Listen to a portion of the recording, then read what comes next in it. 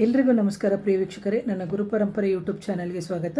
ನಾನು ನಿಮ್ಮ ಕೃಪಾ. ಇವತ್ತಿನ ವಿಷಯ ಏನು ಅಂದರೆ, ಎಷ್ಟೋ ಬಾರಿ ನಾವು ಅಮಾವಾಸ್ಯೆ ದಿನಗಳಾಗಿರ್ಬೋದು ಅಥವಾ ಹುಣ್ಣಿಮೆಯ ದಿನಗಳಾಗಿರ್ಬೋದು ಅಥವಾ ಗ್ರಹಣ ಕಾಲಗಳು ಅಂತ ಏನಿದೆ ಅಂತಹ ಸಂದರ್ಭದಲ್ಲಿ ಅಥವಾ ಬೇರೆ ದಿನಗಳಲ್ಲೂ ನಾವು ಒಂದು ಗುರುದೀಕ್ಷೆಯನ್ನು ತಗೊಂಡು ಕೆಲವೆಲ್ಲ ಒಂದು ಯಂತ್ರ ಮಂತ್ರ ತಂತ್ರಗಳನ್ನು ನಾವು ಸಿದ್ಧಿ ಮಾಡ್ಕೋಬೇಕು ಅಥವಾ ಏನಾದರೂ ಸಾಧನೆಯನ್ನು ನಾವು ವೈಯಕ್ತಿಕವಾಗಿ ಮಾಡಬೇಕು ಅಥವಾ ಸಮಾಜದ ಒಳಿತಿಗಾಗಿ ಮಾಡಬೇಕು ಅಂತ ಕೆಲವರಲ್ಲಿ ಆ ಚಿಂತನೆಗಳು ಇರುತ್ತೆ. ಆದರೆ ಎಷ್ಟೋ ಬಾರಿ ನಮಗೆ ಈ ಥರ ಅಂದ್ಕೊಂಡಿರ್ತೀವಿ, ಆದರೂ ನಮಗೆ ಸರಿಯಾದ ದಾರಿಯಲ್ಲಿ ಹೋಗಿ ಸರಿಯಾದ ಗುರುಮುಖೇನ ನಮಗೆ ದೀಕ್ಷೆಗಳು ಆಗಿದ್ರೂ ಒಂದು. ಎರಡನೇದಾಗಿ ಕೆಲವೆಲ್ಲ ಸಂದರ್ಭದಲ್ಲಿ ನಮಗೆ ಸರಿಯಾಗಿ ಗುರುಗಳ ಮುಖಾಂತರವು ದೀಕ್ಷೆ ಆಗದೇ ಇಲ್ಲ. ಅಂತಹ ಸಂದರ್ಭದಲ್ಲಿ ನಾವು ಹಲವಾರು ಸಮಸ್ಯೆಗಳನ್ನ ನಾವು ತಂದ್ಕೋತೀವಿ. ಅದಕ್ಕೆ ಕಾರಣ ಏನು ಅಂತಂದರೆ, ಎಷ್ಟೋ ಜನ ಇತ್ತೀಚಿನ ದಿನಗಳಲ್ಲಿ ಏನು ಅಂತಂದರೆ, ನಾನು ಏನೋ ಒಂದು ಯಂತ್ರದ ಮುಖಾಂತರ ಅಥವಾ ಮಂತ್ರಗಳ ಮುಖಾಂತರ ಅಥವಾ ಏನೋ ಒಂದು ಸಾಧನೆ ಮಾಡಿ ನಾನು ಬೇಗ ಪ್ರಸಿದ್ಧಿ ಆಗಬೇಕು ಅನ್ನೋದು ಕೆಲವರಲ್ಲಿರುತ್ತೆ.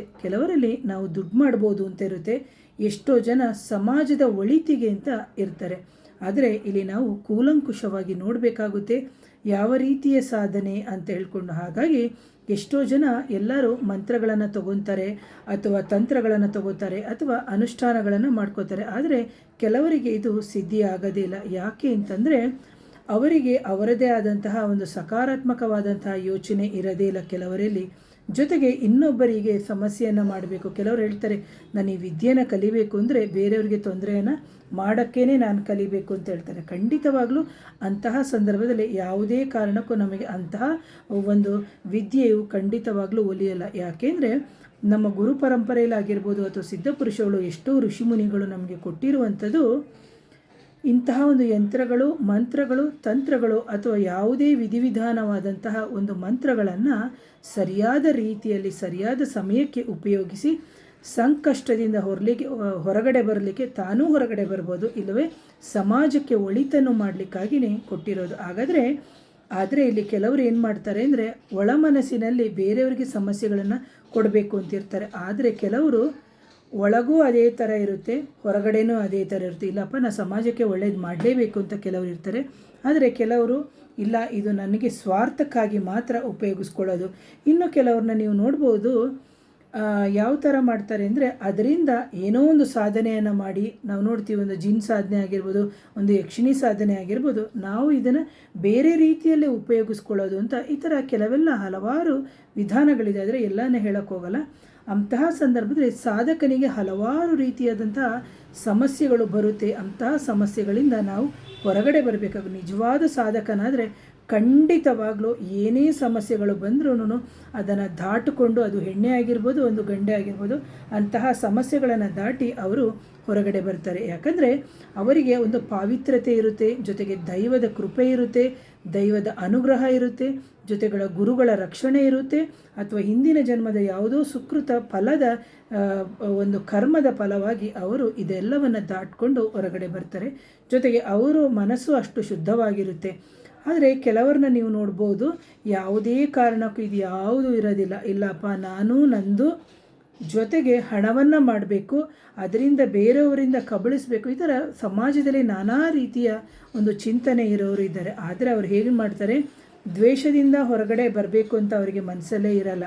ಆ ದ್ವೇಷನೂ ಬೇಕು, ಈ ಕಡೆ ಒಳಗಡೆ ಅಂದರೆ ಹೊರಗಡೆ ಅಂದರೆ ಸಂಪತ್ತು ಬೇಕು, ಇವೆಲ್ಲವನ್ನು ಯೋಚನೆ ಮಾಡ್ತಾರೆ. ಆದರೆ ಯಾವುದೇ ಕಾರಣಕ್ಕೂ ಸಾತ್ವಿಕವಾದಂತಹ ಬದುಕನ್ನು ಇಷ್ಟಪಡಲ್ಲ. ಈ ಥರ ಎಲ್ಲ ಕೆಲವರು ಇರ್ತಾರೆ. ಅಂಥವ್ರಿಗೆ ದೈವಿಕ ಅನುಗ್ರಹವೂ ಬೇಡ ಅಥವಾ ದೈವದ ಒಂದು ಆಶೀರ್ವಾದನೂ ಬೇಡ, ಗುರುಗಳ ಆಶೀರ್ವಾದನೂ ಬೇಡ.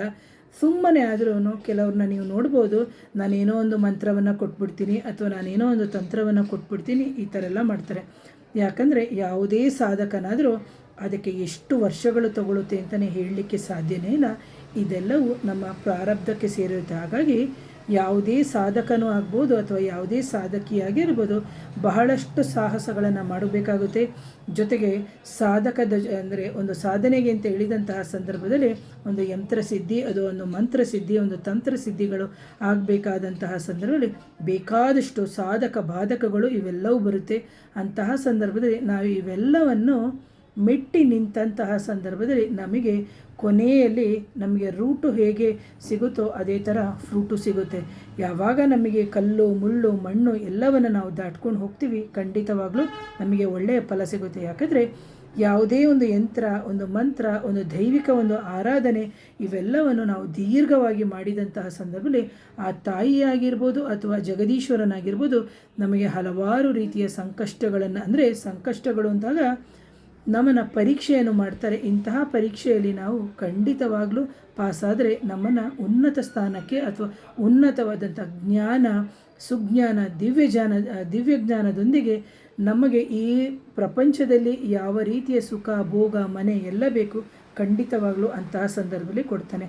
ಇಲ್ಲ ನಾನು ಬರೀ ಎಂದರೆ ಸ್ವಾರ್ಥವಾಗಿ ಬದುಕ್ತೀವಿ, ಈ ವಿದ್ಯೆ ನನಗೆ ಮಾತ್ರ ಇಟ್ಕೋಬೇಕು ಅಥವಾ ಸ್ವಾರ್ಥವಾಗಿ ನಾವು ಬದುಕ್ತೀವಿ ಅಂದಾಗ ಖಂಡಿತವಾಗ್ಲೂ ಅಂತಹ ವಿದ್ಯೆಯು ನಮ್ಮ ಹತ್ರ ಉಳಿಯಲ್ಲ. ಹಾಗಾಗಿ ಯಾವುದೇ ಒಂದು ಮಂತ್ರಗಳು ಅಥವಾ ಯಾವುದೇ ಒಂದು ತಂತ್ರಗಳು ಅಥವಾ ಯಾವುದೇ ಒಂದು ಗುರುದೀಕ್ಷೆಯನ್ನು ತಗೊಳ್ಳಿಕ್ಕಿಂತ ಮುಂಚೆ ನೀವು ಸರಿಯಾದ ಸೂಕ್ತ ಗುರುವನ್ನು ಆರಿಸ್ಕೋಬೇಕು. ಒಂದು ಎರಡನೇದಾಗಿ ಯಾರು ನಮಗೆ ಯಾವ ರೀತಿಯ ವಿದ್ಯೆಗಳನ್ನು ಕೊಡ್ತಾರೆ ಅದು ಮುಖ್ಯ. ಅದರ ಜೊತೆಗೆ ಯಾವುದೇ ದೀಕ್ಷೆಯನ್ನು ತಗೊಳ್ಳಿ, ಒಂದು ಕಾಳಿ ದೀಕ್ಷೆ ಆಗಿರ್ಬೋದು, ಒಂದು ಯಕ್ಷಿಣಿ ದೀಕ್ಷೆ ಆಗಿರ್ಬೋದು, ಒಂದು ಜಿನ್ ಸಾಧನೆಗಳಾಗಿರ್ಬೋದು, ಒಂದು ಗುರುವಿನದಾಗಿರ್ಬೋದು, ಸಿದ್ಧ ಪುರುಷರದಾಗಿರ್ಬೋದು, ಅಥವಾ ನರಸಿಂಹಸ್ವಾಮಿದು ಆಗಿರ್ಬೋದು, ಪ್ರತ್ಯಂಗಿರ ದೇವಿ, ದುರ್ಗಾದೇವಿ ಈ ಥರ, ಅಥವಾ ಗಣಪತಿ ಸಾಧನೆ, ಉಚ್ಚಿಷ್ಟ ಗಣಪತಿ ಸಾಧನೆ, ಈ ಥರ ಯಾವುದೇ ಸಾಧನೆ ಎಂದಾಗ ಅದಕ್ಕೆ ಯಂತ್ರ ಮಂತ್ರ ತಂತ್ರಗಳು ಇವೆಲ್ಲ ಇರುತ್ತೆ. ಇಂತಹ ಸಾಧನೆಯ ಸಂದರ್ಭದಲ್ಲಿ ನೀವು ಸರಿಯಾಗಿ ನಿಮ್ಮ ಮನಸ್ಸಿಗೆ ಬಂದಾಗ ಹೋಗಿ ತಗೊಳ್ಳೋದು ಅನ್ನೋಕ್ಕಿಂತ ನಿಮಗೆ ನಿಮ್ಮ ಕುಲದೇವರು, ಮನೆ ದೇವರು, ಇಷ್ಟ ದೇವರು ಜೊತೆಗೆ ನಿಮ್ಮ ತಂದೆ ತಾಯಿ ಆಶೀರ್ವಾದದೊಂದಿಗೆ ನೀವು ಸರಿಯಾದ ರೀತಿಯಲ್ಲಿ ಹೋಗಿದ್ದೆ ಆದರೆ ಖಂಡಿತವಾಗಲೂ ನಿಮಗೆ ಯಂತ್ರ ಮಂತ್ರ ತಂತ್ರಗಳ ಸಿದ್ಧಿಯಾಗಿ ನಿಮಗೆ ಒಳ್ಳೆಯದೇ ಆಗುತ್ತೆ. ಯಾವಾಗ ನಿಮ್ಮಲ್ಲಿ ಒಂದು ಯಂತ್ರ ಮಂತ್ರ ತಂತ್ರಗಳ ಒಂದು ಸಿದ್ಧಿ ಆದಾಗ ನಿಮಗೆ ದೈವಿಕ ಕೃಪೆ ಆಗುತ್ತೆ, ನಿಮ್ಮಲ್ಲಿ ಪಾವಿತ್ರತೆ ಬರುತ್ತೆ, ಮನಸ್ಸು ಶುದ್ಧವಾಗುತ್ತೆ, ಜೊತೆಗೆ ದೈವಿಕ ಕಾರ್ಯಗಳಲ್ಲಿ ನೀವು ತೊಡಗ್ತೀರಿ. ಅದು ಪುರುಷನೇ ಆಗಿರ್ಬೋದು, ಸ್ತ್ರೀನೇ ಆಗಿರ್ಬೋದು. ಆದರೆ ಕೆಲವರೆಲ್ಲ ಡಂಬಾಚಾರವಾಗಿ ನಾವು ಸಾಧನೆ ಮಾಡಿದ್ದೀವಿ, ಸಿದ್ಧಿ ಮಾಡಿಬಿಟ್ಟಿದ್ದೀವಿ ಅಂತ ಸುಳ್ಳು ಹೇಳ್ಕೊಂಡು ತಿರ್ಗೋರಿದ್ದಾರೆ. ಅಂಥವರ ಹಿಂದೆ ಎಷ್ಟೋ ಜನ ಹೋಗಿ ಹಣ ಕೊಟ್ಟು ಸಮಯವನ್ನು ಕೊಟ್ಟು ತನ್ನೆಲ್ಲದನ್ನು ಕಳ್ಕೊಂಡಿರೋರು ಇರ್ತಾರೆ. ಆಗ ನಾವು ಮತ್ತೆ ಬಂದು ನಾವು ದೇವರಿಗೆ ಬಯ್ಯ ಬದಲು ಕೆಲವೆಲ್ಲ ಸಮಸ್ಯೆಗಳು ನಮ್ಮಲ್ಲೇ ಇರುತ್ತೆ. ಯಾಕಂದರೆ ನಾವು ಬೇಗ ಮೋಸ ಹೋಗ್ಬಿಡ್ತೀವಿ. ಆ ಮೋಸ ಹೋಗ್ಲಿಕ್ಕಿಂತ ಮುಂಚೆ ನಾವು ಸಾಕಷ್ಟು ಬಾರಿ ಯೋಚನೆ ಮಾಡಬೇಕು, ಇವರು ಏನು ಸಾಧನೆ ಮಾಡಿದ್ದಾರೆ, ಇವರ ಹತ್ರ ಯಾವ ವಿದ್ಯೆ ಇದೆ, ಇವೆಲ್ಲವನ್ನು ನಾವು ನೋಡಿ ಸರಿಯಾದ ರೀತಿಯಲ್ಲಿ ಹೋಗಿದೆ ಆದರೆ ಖಂಡಿತವಾಗಲೂ ಸಾಧನೆಗೆ ಅಥವಾ ಯಾವುದೇ ಒಂದು ಮಂತ್ರ ತಂತ್ರ ಸಿದ್ಧಿ ಈ ಥರ ಸಾಧನೆಗಳಿಗೆ ಹೋದಾಗ ಅಂತಹ ಒಂದು ತಂತ್ರದ ಮುಖಾಂತರ, ಮಂತ್ರಗಳ ಮುಖಾಂತರ, ಯಂತ್ರಗಳ ಮುಖಾಂತರ ನಿಮಗೆ ಸಮಸ್ಯೆ ಆಗಲ್ಲ ಅಂಥೇಳಿ ನಾನು ನೇರವಾಗಿ ಹೇಳ್ತೀನಿ ಪ್ರಿಯೋಕ್ಷಕರೇ. ಹಾಗೆ ಯಾರಿಗಾದರೂ ಮಾಂತ್ರಿಕ ಬಾಧೆ, ನಕಾರಾತ್ಮಕ ಶಕ್ತಿಗಳ ಸಮಸ್ಯೆ ಇತ್ತು ಅಂದರೆ ನನ್ನ ನೇರ ಭೇಟಿಗೆ ಅವಕಾಶ ಇರುತ್ತೆ. ನನ್ನ ವಾಟ್ಸಪ್ ನಂಬರ್ ಬಂದು 7019806595ಗೆ ವಾಟ್ಸಪ್ ಮುಖಾಂತರ ಸಂಪರ್ಕ ಮಾಡಿ ಅಂತ ಹೇಳ್ತಾ ಇವತ್ತಿನ ವಿಡಿಯೋನ ಮುಗಿಸ್ತೀನಿ. ಮತ್ತೊಮ್ಮೆ ಧನ್ಯವಾದಗಳು.